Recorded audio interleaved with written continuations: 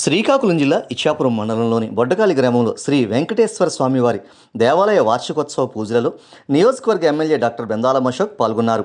స్వామివారికి పూజలు నిర్వహించారు. ఎమ్మెల్యే రాక సందర్భంగా ఆలయ కమిటీ నిర్వాహకులు, టీడీపీ, బీజేపీ నేతలు ఘనంగా స్వాగతం పలికారు.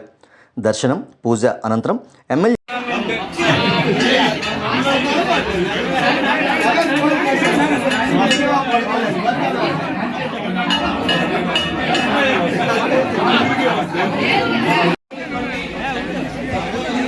ఇలాగే తీస్తున్నా